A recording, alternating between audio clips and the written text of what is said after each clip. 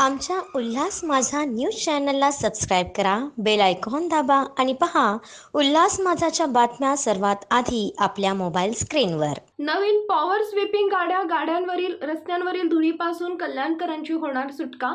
आमदार विश्वनाथ भोईर यांच्या पाठपुराव्याला यश।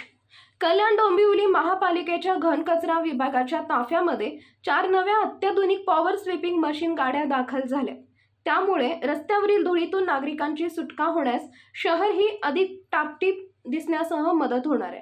यासाठी कल्याण पश्चिमेचे आमदार विश्वनाथ भोईर यांनी पाठपुरावा केला असून आज या गाड्यांची आमदार विश्वनाथ भोईर यांनी पाहणी केली।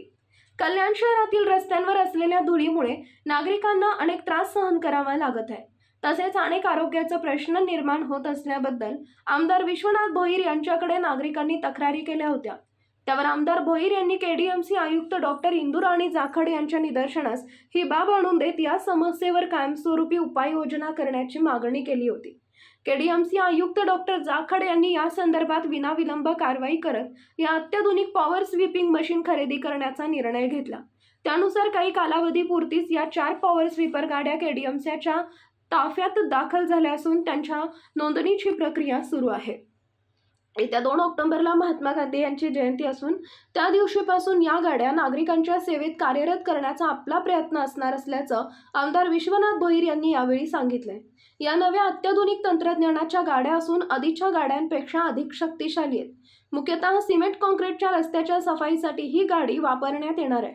त्याद्वारे सिमेंट काँक्रीटच्या रस्त्यावरील साचलेली धूळ उचलून दुसरीकडे हा रस्ता पाण्याने स्वच्छ धुण्याचं कामही ही गाडी करणार आहे। तर डांबरी रस्त्यांसाठी शासनाकडून लवकरच दुसरी गाडी केडीएमसीच्या ताफ्यात दाखल होणार आहे।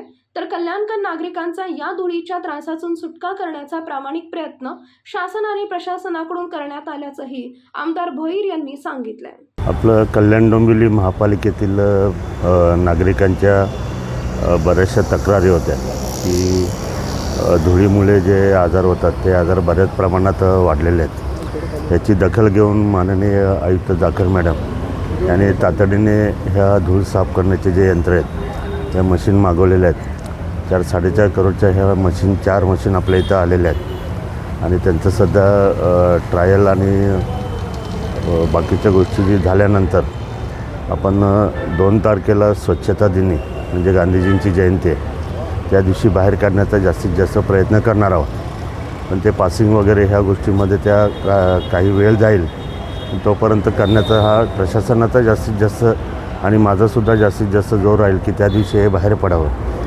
ह्या गाड्या नवीन टेक्नॉलॉजीच्या आलेल्या आहेत। ठीक आहे, जुन्या टेक्नॉलॉजीच्या काही जागा आपल्याकडे गाड्या आल्या होत्या त्या काही धुळकात पडल्या होत्या असं मध्ये आपल्याकडनं समजलं होतं।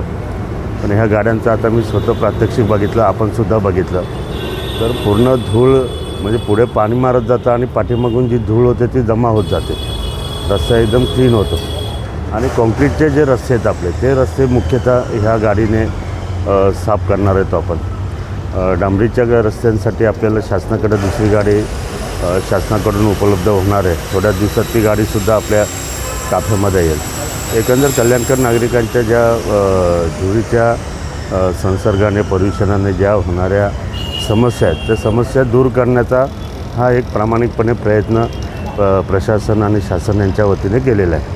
आमच्या उल्हास माझा न्यूज चॅनलला सबस्क्राईब करा, बेल आयकॉन दाबा आणि पहा उल्हास माझाच्या बातम्या सर्वात आधी आपल्या मोबाईल स्क्रीनवर।